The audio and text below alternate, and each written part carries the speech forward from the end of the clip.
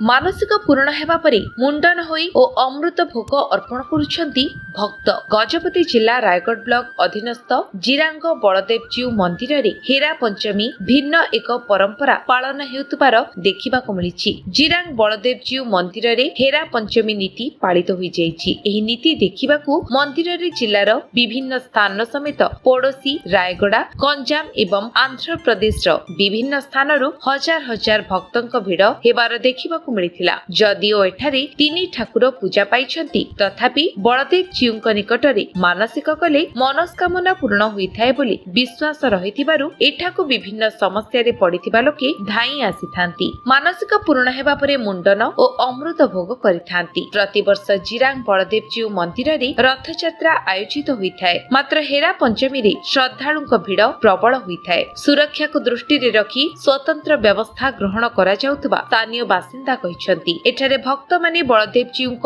ମନପସନ୍ଦ ଅମୃତ ଭାଣ୍ଡ ଭୋଗ ଲାଗି କରିଥାନ୍ତି। ସବୁଠାରୁ ଗୁରୁତ୍ୱପୂର୍ଣ୍ଣ କଥା ହେଉଛି ଏଠାକାର ଗୌଡମାନଙ୍କ ଦ୍ୱାରା ଏହା ପ୍ରସ୍ତୁତ କରାଇ ଭୋଗ ଲଗାଇବା ସହ ମାନସିକ କରିବା ଦ୍ୱାରା ମନସ୍କାମନା ପୂରଣ ହୋଇଥାଏ ବୋଲି ବିଶ୍ୱାସ ରହିଛି। ତେଣୁ ଏଠାରେ ଗୌଡ ସେବାୟତମାନେ ମଧ୍ୟ ନିୟୋଜିତ ହୋଇଛନ୍ତି। ଏହି ଦିନ ଓଡ଼ିଶା ତଥା ଆନ୍ଧ୍ରପ୍ରଦେଶର ବିଭିନ୍ନ ଅଞ୍ଚଳରୁ ହଜାର ହଜାର ଶ୍ରଦ୍ଧାଳୁଙ୍କ ଭିଡ଼ ଜମିବାରେ ଦେଖିବାକୁ ମିଳିଛି। ଗଜପତିରୁ ରେଣୁବାଳା ବେହେରାଙ୍କ ରିପୋର୍ଟ, ବିଶ୍ୱ ବିଜୟ ନ୍ୟୁଜ ଓଡ଼ିଶା।